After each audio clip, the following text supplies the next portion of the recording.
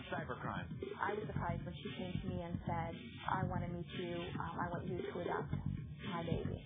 This couple shared their traumatic experiences trying to find a baby to adopt, and what they learned was not all online moms-to-be are delivering.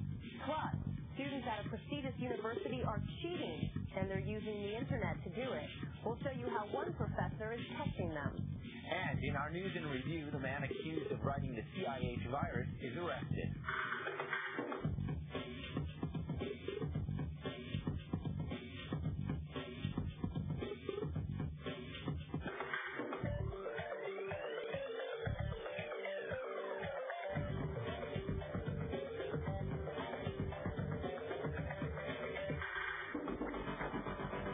CyberCrime is brought to you by Symantec. Hi, welcome to the show. This week, we head back to school for part 2 of our series on internet plagiarism. And our other big story highlights some of the difficulties and scams couples now face in the online adoption world. Actually, adoption has never been easy. It's usually a slow, tedious process where families must rely on an adoption agency to find them a baby. Like everything, the internet has changed that. Now prospective parents can communicate directly with pregnant women planning on giving up their babies for adoption. It's a process that gives all the parties more independence and control. But according to this consumer alert, it comes with its own unique risks.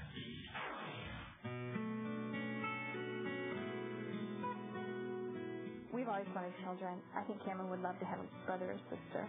Mary and David Hauser's dream is to have a big family. Adoption could make their dream a reality. We started talking about adoption before we'd ever gotten married. The Hausers created their own webpage, an open letter to pregnant women considering adoption. Hopefully have them contact us and inquire as to, what type of family life we have and, what we have to offer a child and maybe move on to an adoption plan from there. And one day, Mary received an email from a woman named Denise. Denise said she was 7 months pregnant and wanted the Hausers to adopt her baby. For a boy, we wanted to name him Colin Robert, after my father. And for a girl, we were considering Olivia Rose or Emma Rose, after my mother. So, for the next 2 months, the Hausers prepared for the baby and traded emails with Denise. She just asked about how big our house was and what my husband did and, if I was at home or, did we take trips and things like that with our kids. Mary thought the baby's due date was still a month away when Denise sent an urgent message. I'm having the baby tomorrow. Write me back tonight. Mary responded immediately. Was this a scheduled C-section or was she in labor? How did she know she was having the baby tomorrow? But Mary never heard from Denise again. I felt horrible. Searching for answers, Mary visited this adoption scam bulletin board. She found 2 other families that had also been dealing with a woman named Denise, and the circumstances were almost identical. I would say that she was just one of those people out there that wasn't even pregnant, that was just looking for something to occupy their time. It is strange, and it's not rare. As an adoption attorney, Diane Michelson has overseen hundreds of successful adoptions. But she says that what Mary experienced happens frequently on the internet. If you're going to do a scam, it would seem like it would need more of a payoff than that. But for certain people, the payoff is just the attention and just that concept of being wanted and being desired. I don't want Cameron to grow up as an only child. I want him to have brothers and sisters. So I'm not one to give up. Mary stayed involved in the online adoption world. And through this bulletin board, she met an Arizona woman named Renee. I was surprised when she came to me and said, I want to meet you. I want you to adopt my baby. Renee asked the Hausers to buy her a plane ticket to Arkansas, and they did. But when the flight arrived, Renee wasn't on it, and Mary says someone cashed the $500 ticket. I think she was in a position where she needed money.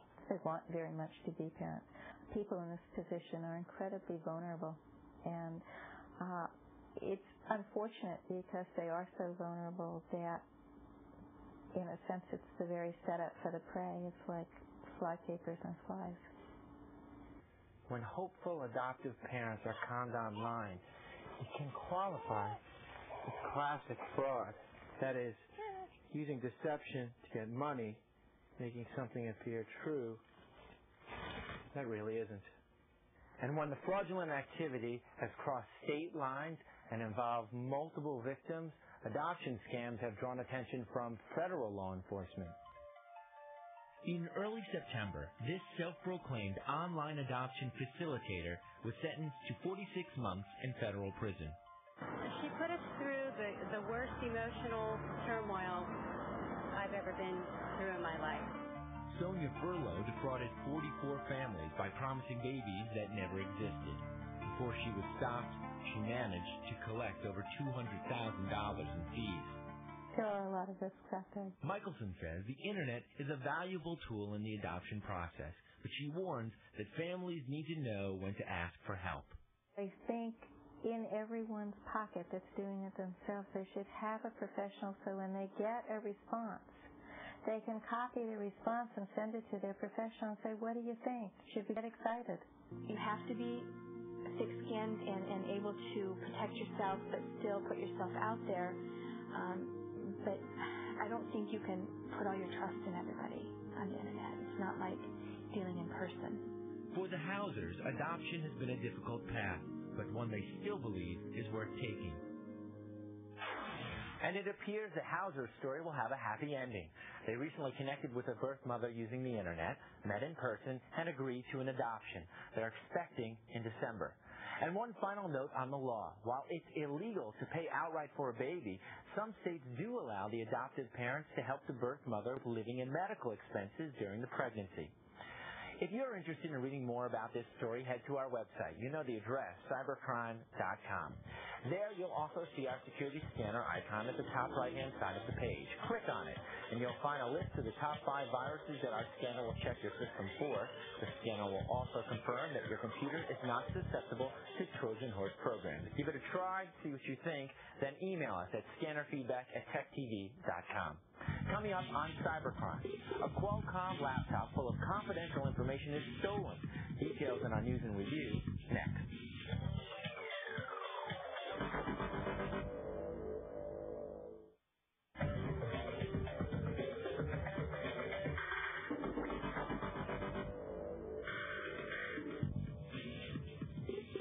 In CyberCrime news this week, there were a couple of key arrests. Let's start with the man accused of writing the CIH virus. Chen-Ing Hao was arrested in Taiwan on charges filed by a Taiwanese student who was hit by the CIH virus back in April. Hao was initially questioned last year, but released after no Taiwanese companies filed complaints. There are 3 strands of CIH, one that strikes on the 26th of every month, one on June 26th, and one on April 26th, the anniversary of the Chernobyl nuclear disaster.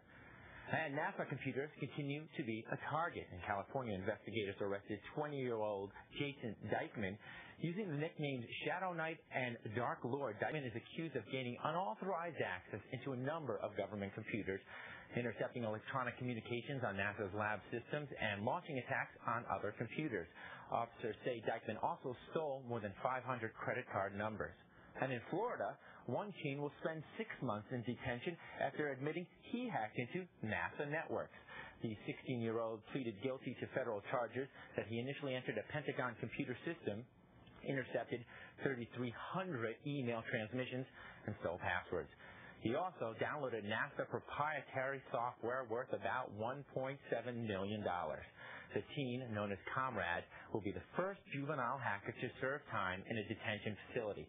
And in the first case brought against a minor by the SEC, the New Jersey teen accused of stock manipulation will pay back the money he made in illegal profits. 15-year-old Jonathan Lebed has agreed to pay $285,000 plus interest to the federal government. Investigators say Lebed posted messages under false names to hype the penny stocks he'd bought over the Internet, and then he sold his shares for profit once the prices went up.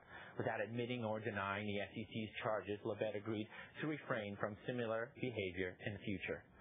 And A student from Oklahoma State University could face criminal charges for setting up a system that allowed students to download copyrighted music and movies. Based on a report from the Recording Industry of America, authorities identified the student's computer through a campus computer center. After obtaining a search warrant, police raided the student's dorm room and confiscated his computer equipment. Investigators for the recording industry routinely monitor the Internet for possible piracy.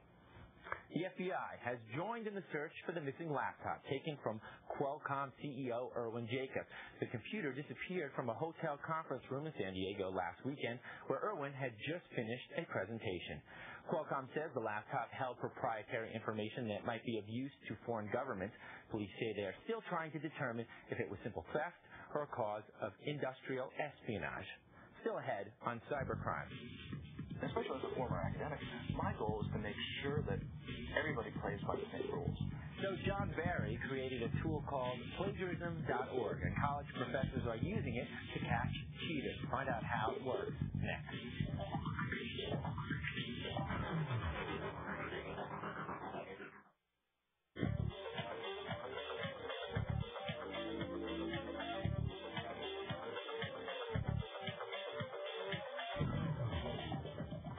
Welcome back. For as long as there have been term papers, there have been students plagiarizing. It may seem innocent enough, take a sentence from here, borrow a paragraph from there, but when you think of it in terms of a crime against education, some say you'll be hard-pressed to find a greater one. So what can be done to catch and stop students from cheating? In part 2 of our special report on Internet plagiarism, we head back to school to find out. Roughly 45 students in a class of 300 had cut and pasted significant amounts of material from the World Wide Web without appropriate citation. Startling results from one of Professor David Presti's classes at the University of California at Berkeley. I informed a class that had about 300 students, upper division students in sciences, and they had a term paper assignment of 10-15-page paper. I mentioned that we would probably be checking the papers for originality against the web. And last spring, Professor Presti did the same thing, checked papers for originality, this time in a class double the size.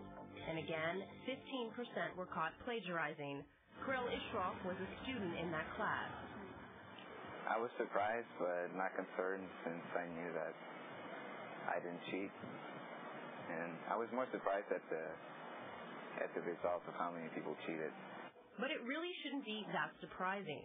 Untold amounts of research material are only an internet search away, as opposed to searching through stacks and stacks of library books. There's no question that we're seeing a lot of it now.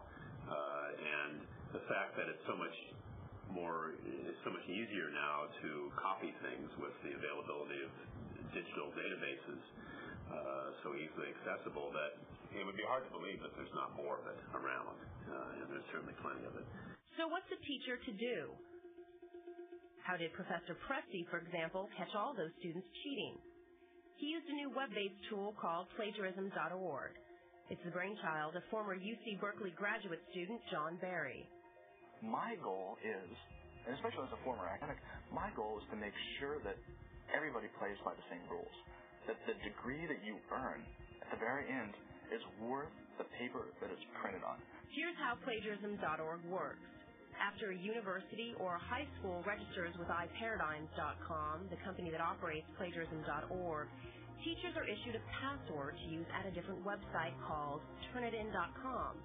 At this site, the instructor creates an electronic Dropbox for the class.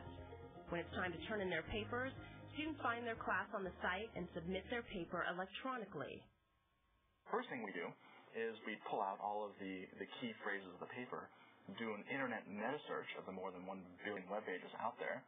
We also then do a digital fingerprint. We create a digital fingerprint of the paper, which allows us to essentially take that paper and very quickly determine whether or not that paper came from this sea of documents within our own database or the documents that came back from the World Wide Web.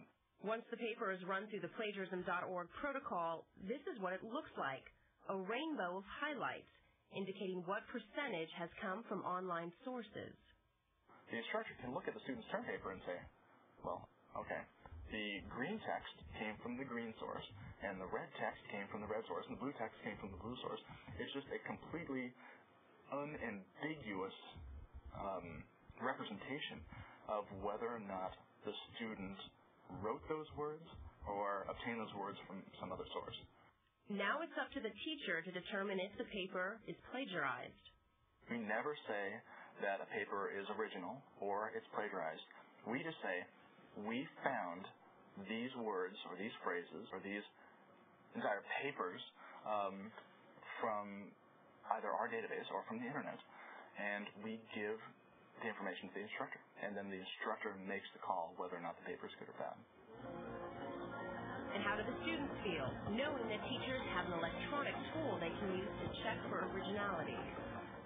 It's their class, so they should have whatever means at their disposal to check.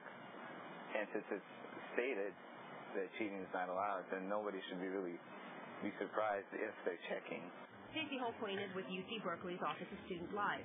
Her department handles all plagiarism cases that are reported to the university. The students that I've talked to about it have been more amazed than anything else. You know, they're like, wow, you can actually do that? And it's like, well, you know, you've been able to find the information, and now we can too, much more easily than, say, we had been in the past, where we would have to actually search different websites and different search engines individually ourselves. To a fraction of the students, maybe I'm not such a popular person. Maybe this technology is not such a popular technology. But I couldn't care less, even that much. Again, Barry says it's about leveling the playing field. I'm not trying to say that students shouldn't go to the internet and students shouldn't cut and paste information into a term paper. I think it's a valid way of doing research, except that to be intellectually honest, those students should reference the material that they got and include at least a little bit of their own thought. So in last week's story, this week's story, we concentrated on Berkeley. Are other schools using this plagiarism.org? There are other schools using plagiarism.org. There are about 150 college campuses internationally that are using plagiarism.org, so it is being used internationally. And then on the high school level, there are about 1,000 schools that are using plagiarism.org or are planning to use it. Wow, so they're doing pretty well for themselves. I assume it's not a social service. They must have some sort of business plan in effect. They do, and the two experiments that we saw in the cases with David Presti's class that we focused on in Berkeley, that was free. But it can cost up to $1 per paper to use plagiarism.org. That's definitely going to add up. You have a number of papers in one class over the year, hundreds of students. It will add up. But I think schools are looking at a service or a web-based tool like plagiarism.org as a deterrent, because the word is going to get out that teachers are checking papers for originality, and they've got this high-tech tool at their disposal.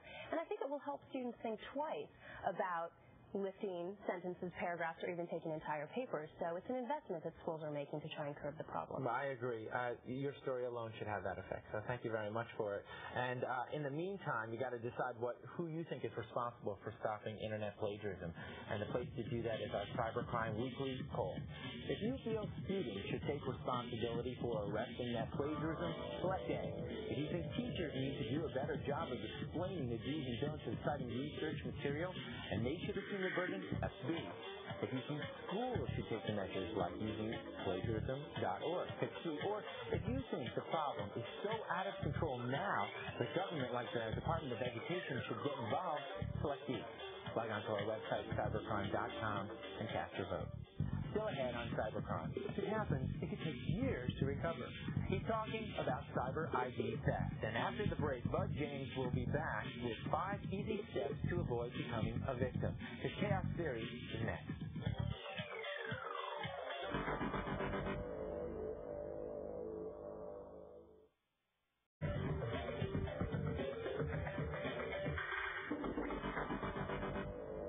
Hi, welcome back.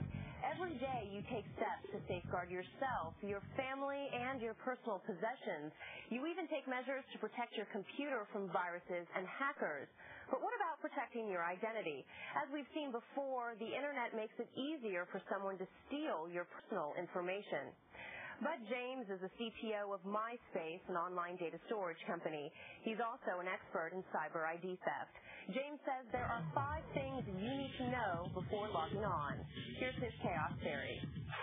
At this very moment, your identity could be stolen online. And if it happens, it could take years to recover. I know it happened to my family, and it was a disaster. So let me tell you how you can avoid that for yourself. First of all, know your merchant. Caveat emptor. Make sure you're buying with someone that you respect. When you're actually making your transaction, make sure it's a secure site. There should be a browser lock in the bottom of your browser, and the address line should say HTTPS. Never, ever give your Social Security number out over the Internet or your driver's license number. If you're asked for these things, hang up, call them on the phone. Find out why they need that information. Use a different credit card. Use one that you don't use in 3D. And finally, check your bills. Make sure that each one of those charges belongs to you. You wouldn't want to finance somebody's trip to Caribbean, would you? Happy shopping. What Bud James is talking about frequently happens with credit card fraud. That's what most people face. And he's really talking about financial identity theft as opposed to having your entire identity listed. Right, exactly. Common sense. A lot of the things that you're doing in the real world you have to do with common sense. But that's all the time that we have for this week. This week's show is over, but here's one of the stories we're working on for next week. Many companies fail to appreciate how easy it is to get caught, and that if they do get caught with copied software installed on their computers, it's going to cost them more than it would have to buy the licenses in the first place. In the U.S., 1 in every 4 software applications are pirated, and time after time, the violator is a business making more copies of software than it has licenses to support. Next week, we'll examine the industry's best new tool in fighting back, employees turning in their employers. So be sure to be here next week at the exact same time for that story and more. And before then, drop us a line. Our new email is cybercrime@techtv.com. Our team is also in the chat room Monday between 6 and 7 p.m. Eastern Standard Time. And, of course, you can always get the latest cybercrime news at our website. The address is cybercrime.com. That's it for now. That's it. We'll see you next week.